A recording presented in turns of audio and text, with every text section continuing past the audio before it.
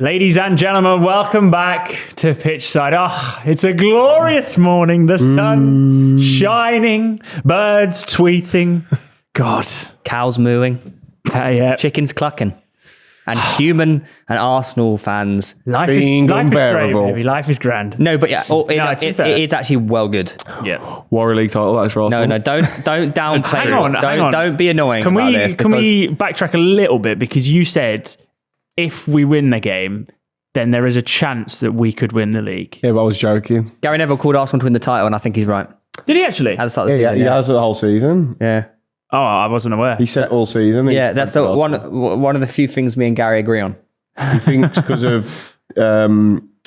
he was on about it yesterday, actually. About how City are a post-treble hangover. Yeah, because he said they had it, but the league was just terrible the year after they won. Yeah. the treble. Yeah. He said that's really the only reason they won the league. Yeah, what's the saying? It's hard to reach the top, but it's even harder to stay there. So I can come down. That's why you look at someone like Roger Federer, and it's so impressive how he's always at the top. Yeah, but he's a massive drug cheat, like most of them. You always got to ruin shit, man. Why you got to say stuff Kill like the that? vibe. Why? What a vibe killer, man. So, analysis of the game from a person that's unbiased but supports every team that plays Arsenal. That is not true. How do you think the game was? As a Fucking boring. yeah, okay. Do you know what it reminded me of? It reminded me of a tight game of chess. It was no. What it reminded me of was a slog. It's a tight game of chess from two people that don't know how to play chess. Yeah, but not even that. It was just two well drilled like defenses, and like Nketiah and Haaland, you didn't see in the entire game. Yeah. I don't think they were on a pitch. This clip from Pitchside is brought to you by our friends over at Super 6. And after the international break, Super 6 is back. And that massive jackpot is still to be won. You can already enter now, so get your scores selected early. We've all been playing Super 6 this season. There's no reason why you shouldn't come and join. It's completely free and you could win 250,000 smackers. What is not to love about that? All you got to do is get over to the app, just predict your 6 scores, and that jackpot could be all yours. You can also compete against myself, Reeve and Theo in the official Pitchside Mini League. To join that, the code is PTCH23. We're also going to be giving away a £100 classic football shirts voucher to the person who comes top of said league each weekend. So once you're in, very, very easy to play. Just predict your 6 scores, enter your golden goal, hit submit, and you're all set. Like I said, completely free shot at 250 grand. Follow the link in the description and sign up now. There's so many chances to win the jackpot over and over again, and a classic football shirts voucher if you top our league. And remember, completely free shot at £250,000. You might as well get involved. Just follow the link in the description and sign up now. It reminded me down the driving range. Just I want to get it over and done with and go home. Haaland got body. I have seen that clip at least 100 times. Oh my God, I don't know why people going so much, man. I don't know why people are... I've seen one going about, VAR should have been sent off. Haaland does that. God. By the way, Haaland does that to centre-backs at least 3 times a game. Yeah. And the one time he's tried to do it to Saliba and just bounce straight off him. No, but Saliba was unreal. Saliba and Gabriel were the real deal. Yeah. They played quality. Don't deny it. No, I can't remember Gabriel being that amazing. I thought Saliba was. Man, they were both. He compliments him really good. well. Yeah. No, yeah, I'll rate them both. But Are they the best centre-back partnership currently in the Premier League?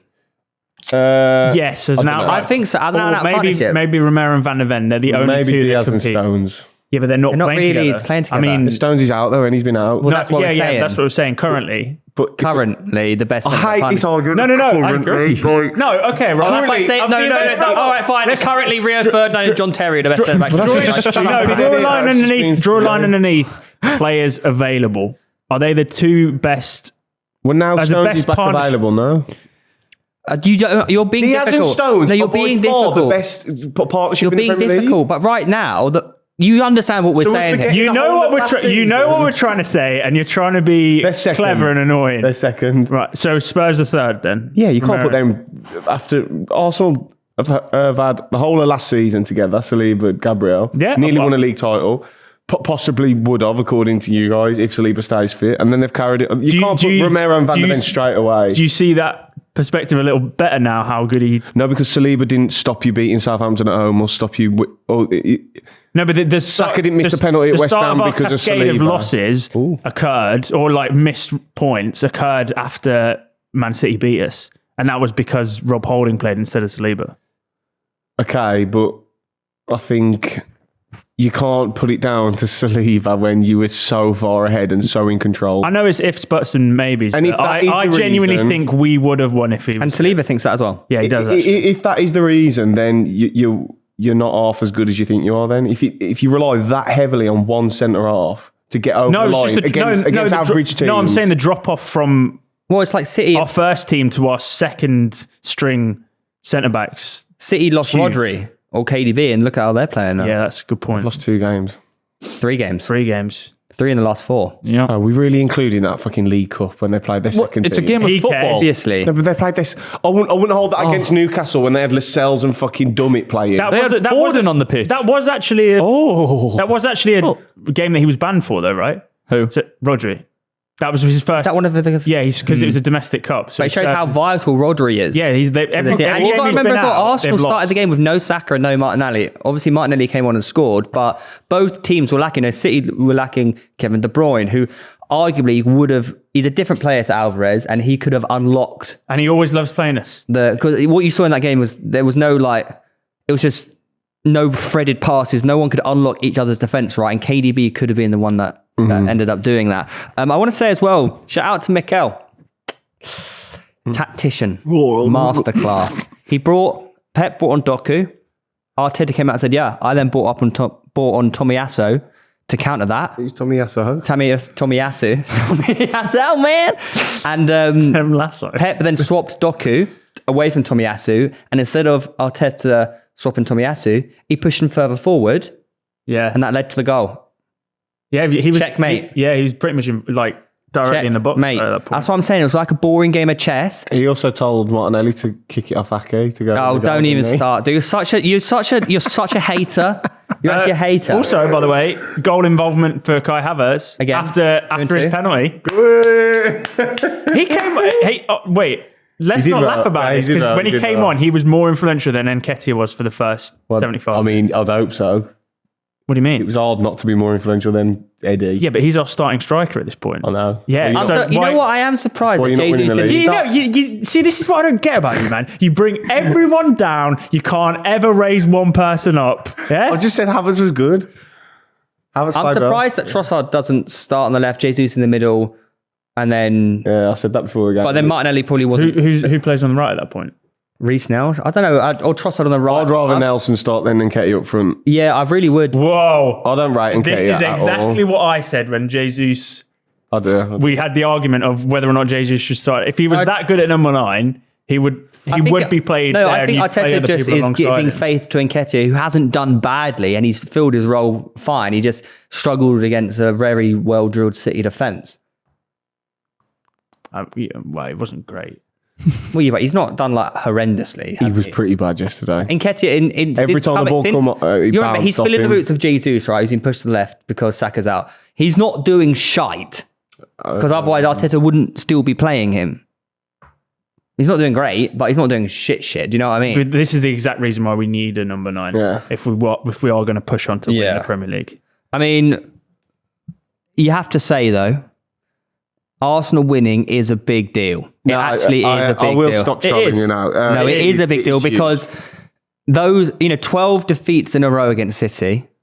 And if you are going to win the league, you need to win matches when maybe you've not been your best, but you've gone toe to toe with the best City side, the best footballing side ever. Yeah. And getting a 1-0 win is arguably the best way to do it. Because imagine it was like 3-2 Arsenal or 4-3 On the Arsenal. occasion that we had a chance to as well. Yeah. I'd understand if we There was come one away chance in the whole game pretty much, wasn't there? That was Martinelli's chance. Well, no, Ake missed the sitter first. But, yeah, for Arsenal. Oh, yeah. Yeah, I can't remember Edison making another save, really, did he? Yeah. I don't think Raya did though either, did he? Oh, I tell you what though. Although Alvarez nearly got gifted one. Yeah, that doesn't actually talk about count that? as a shot either, does it? It's Do you want just- to talk about Did he Raya? not? I don't think, does it? I don't know, but he was off target. Well, yeah, it was off target. Do you want to talk about Raya? What about him? Poor first half, but he played well second half. I do really. After a He's, mistake in just, midweek. he's got that Edison vibe about him, man. They're too composed in these situations. Like sometimes you just want to see someone kick the ball away. I don't want you playing, cheeky little Do you not think that intricate if stuff that- on your goal line. Just get the fuck. I know it's an if, buts and maybes, But if Alvarez does score from the Raya booting at him, that could seriously affect Raya like going forward in terms of being number one. Because he made a mistake midweek, and that would have been 2 games in a row. He's lucky to get away with it. Yeah. But Do you think he still starts next game? Like kept a clean sheet against Manchester City. So on merit, you'd think so. But it's one of those that if you drop him for that sort of behaviour, then you encourage him not playing his style of football, which made him be number one in the first place. It's a bit like, well, what are we giving them credit for at this point? What are we doing here? Yeah. All I'm saying is now, who wins the title? City. Do you still think City? Do you not think this is a important result? I think they turn on fourth gear and between January do you know and the problem? February, it's like win 18 games in a They've row. got Rodri and KD. No. The problem is, if this would have happened the back end of the season, it's too where early. City have their drop off, they've dropped off too early. This will be a kick up the arse from the last few weeks. But also, this is exactly the same sort of tempo that they started last season at. No, but they didn't go on a run of like 3 losses. They might have dropped points here and there. But they were they were slower still again. finding their feet with Haaland. And it was, last year was a bit. The first half of the season was just putting their new identity on with Haaland and stuff, and now it's. Yeah, I think this will be a kick up the arse for them. It's early enough for them to realise, oh shit. Yeah, maybe we have dropped after the treble. But this was sort of the period that we should have played them last year, right? But it got postponed because of obviously Queen passing away. Yeah, it was. Remember that. Pushed to. I don't know. Yeah. I'm intrigued. Never know. You still would have lost. All it is, as a neutral, for a neutral watching the title race is exciting because you've got multiple teams pushing City. Like who? Spurs and Arsenal. I'd say Liverpool as well. Yeah, I think Liverpool will. Are you going to chirp in that Newcastle are as well? I was thinking it, but right. I think Liverpool. Genuinely, if you had, even Villa are in that case. Then, if that's no one's wrote off. If you had to pick a team to push Arsenal and City, I think it would be Liverpool over Spurs. I think Spurs long term don't have the. I disagree. Depth, they don't, maybe, but they don't have European football. So if they're going to put their first 11 out every single game, Right, and you do? You've just been talking about up front. I think we have better depth than Spurs Spurs. have now to lose. They're not supposed to be. You do have better depth. But for example, Arsenal lost their best player Saka. I know, but still beat Manchester City. But that whole argument if Spurs is lost, silly, say, I Maddison, I think they would be in big trouble. I completely agree, but wouldn't every team who lost, wouldn't Liverpool be in big trouble if they lost Salah? Yeah. Not I as think much, that's a silly argument. No, because wouldn't Newcastle be in trouble if you lost Bruno G? Or Longstaff. Liverpool lose Salah, they've got like Diogo Jota. Who's a massive drop off? Lewis Diaz. I don't think it's as big of a drop off. But you got to remember as well, just to play the counter argument, Spurs out of the League Cup, have no European commitments. FA Cup and Premier League are the only 2 competitions they have to concentrate on. If they're in this position come Jan, they will spend. Yeah. Well, January could prove to be a big transfer window. Because surely, if they come Jan, there is a chance they could still be top of the league. It's not that long. Yeah. They're top now. They'd only have to, draw, maybe lose 1, and they could still be top or near the top of the league, put it that way. Then the owners will go, we actually might have a slight chance of winning this season. Who do they buy? All the commitments of Arsenal and City in every competition. Yeah. We could actually fucking have a go. We'll go and spend 150 million on 2 players. Just really oomph. So, say you're Spurs and it's like January, who do you want Spurs I think if they went and got another centre mid and a striker. They need another. Stay away from Tony. If they want to go, if they're going to sign Ivan Toney and then, I don't know. But they are linked. I tell you what, if they go and get Eze and Toney in Jan. Eze, that'd be unfair, man. They can't go get Eze. No, thank you. But they probably don't even need it at that point. Like, as soon as Bentencourt's back as well, that's a huge. Well, exactly, yeah. But, Saar was brilliant though this weekend, especially after Basuma got booted. Oh my god, yeah. He could have been killed. Booted. But that'll be a loss to Spurs the next game without Basuma. Because who have they got next game? Haven't they got a big Fulham game? at home. Oh, I thought they had Chelsea. Might be the game after. We have Chelsea. Oh, next. Chelsea's Arsenal, isn't it? Yeah.